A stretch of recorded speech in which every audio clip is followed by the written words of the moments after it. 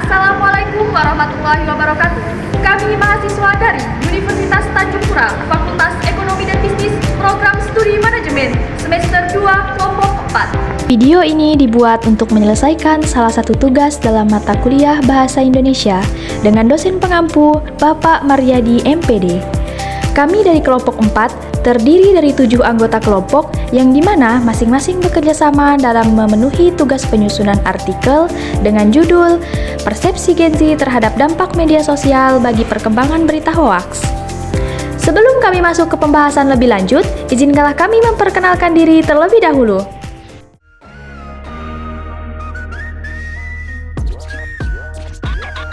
Perkenalkan, nama saya Indah Kurniasari dengan NIM B1021241051.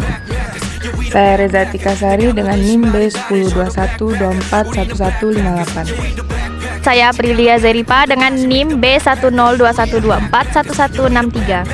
Saya Fancy Glanisa Arbel dengan NIM B1021241165. Saya Hoartena Jeseti Nataliza dengan NIM B1021241166. Perkenalkan, nama saya Rahmawan Jari dengan NIM B1021241185. Saya Yunya Rismayanti dengan NIM B1021241187.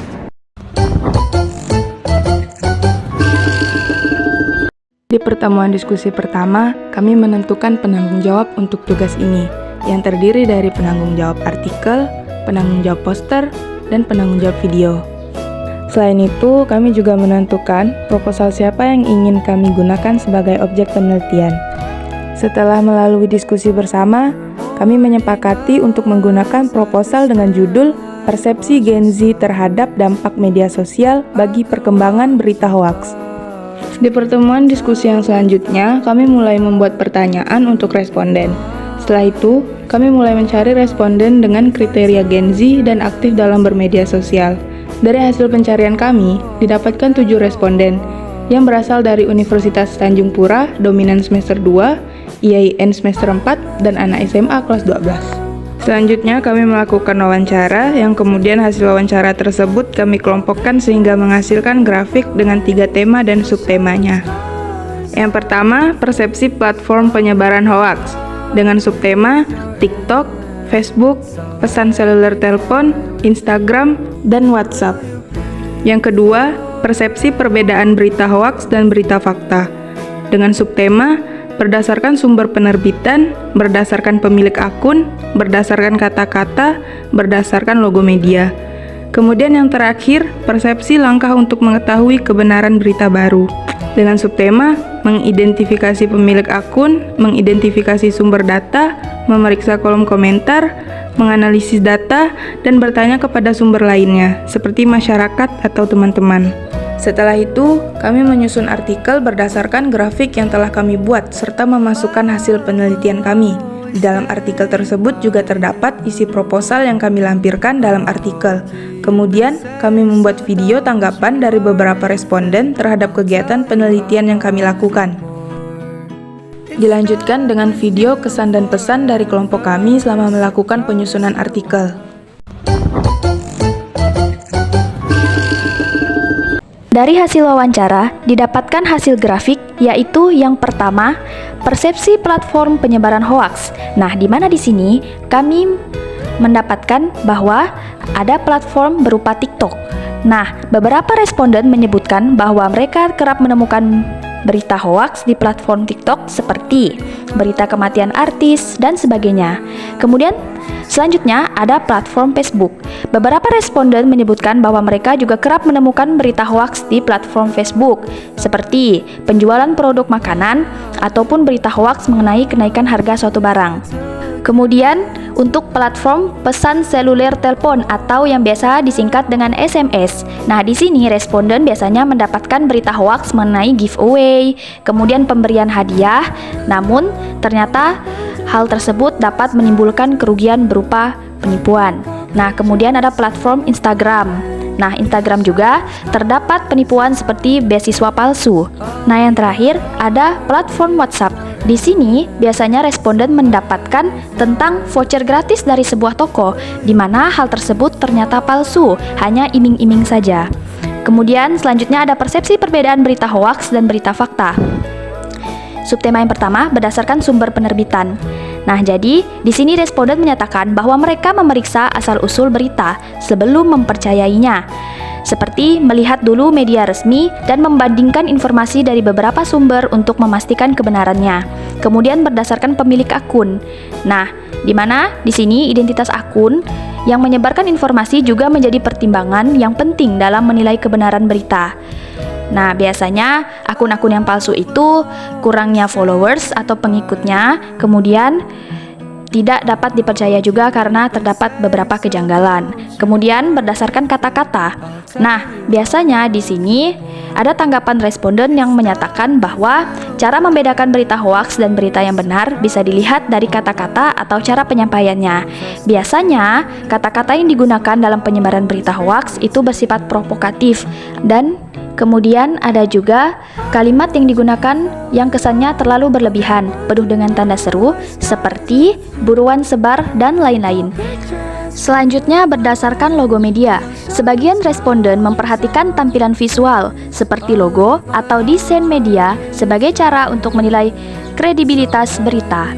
Biasanya, logo yang bersifat hoaks itu tidak akurat, tampak seperti hasil editan ataupun berbeda dari logo resmi media terpercaya yang biasanya menjadi tanda awal bahwa berita tersebut kemungkinan palsu. Kemudian, selanjutnya ada persepsi langkah untuk mengetahui kebenaran berita baru. Yang pertama, identifikasi pemilik akun. Nah, di sini responden menyatakan bahwa mereka cenderung melihat siapa yang membagikan berita terlebih dahulu sebelum mempercayainya. Jika berita disebarkan oleh akun resmi atau tokoh publik yang kredibel, maka mereka akan lebih percaya.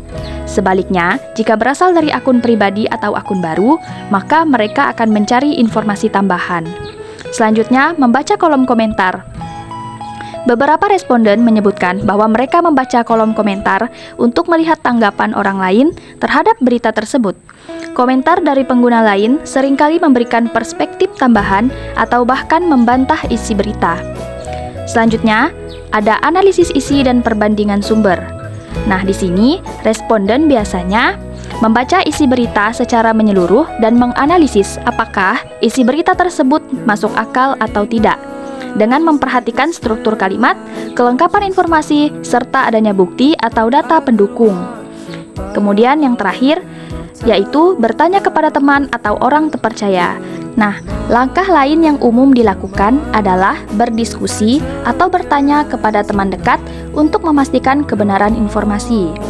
Ketika responden merasa ragu, mereka memilih untuk bertanya kepada teman atau orang yang dianggap lebih tahu. Mereka juga mengaku mencari informasi melalui forum, grup diskusi, atau akun klarifikasi seperti akun cek fakta di media sosial. Hal ini juga menunjukkan bahwa verifikasi informasi tidak selalu dilakukan secara individu, melainkan juga melalui interaksi sosial. Kolaborasi dalam menyaring informasi menjadi bagian dari cara Gen Z membangun pemahaman kolektif terhadap kebenaran berita.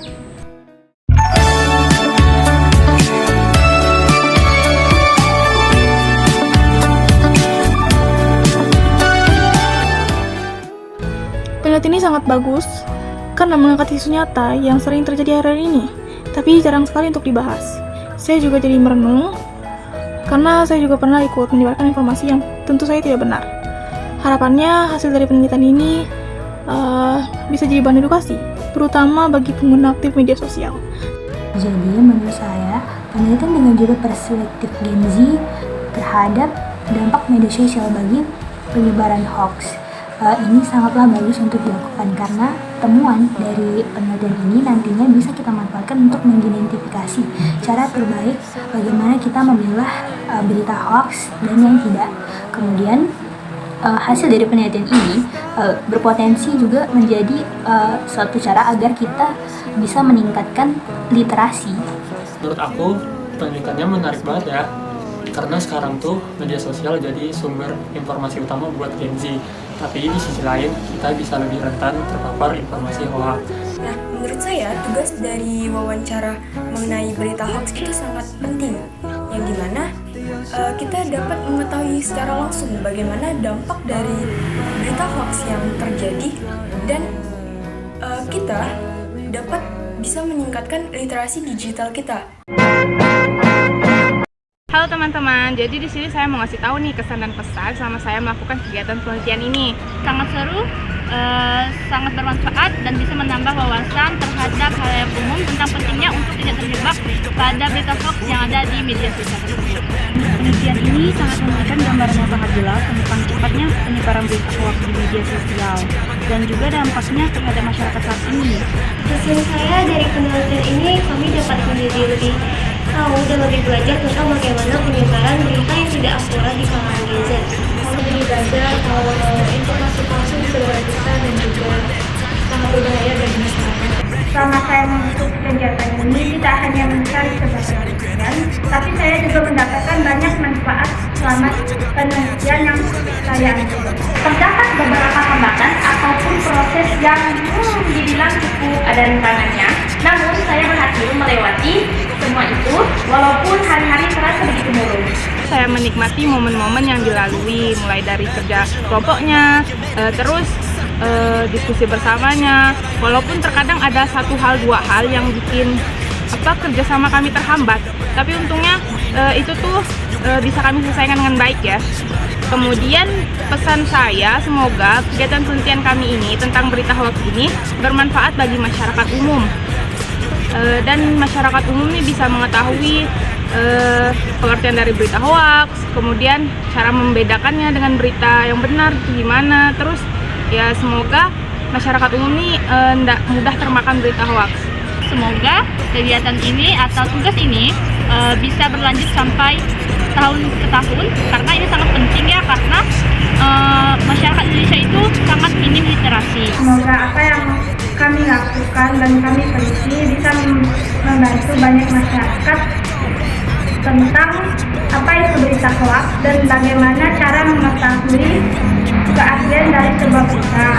Semoga dengan penelitian ini kita dapat menjadi lebih bijak dan menjadikan ini sebagai refleksi agar kita semua lebih bijak dalam menggunakan media sosial. Semoga penelitian ini bisa menjadi renungan bagi semua orang, baik itu pengguna media sosial, pembuat aturan, dan lembaga pendidikan, agar lebih berhati-hati dengan berita-berita yang menyebar di saat ini di media sosial. Masyarakat kedepannya bisa lebih kritis dan tidak mudah tertipu dengan informasi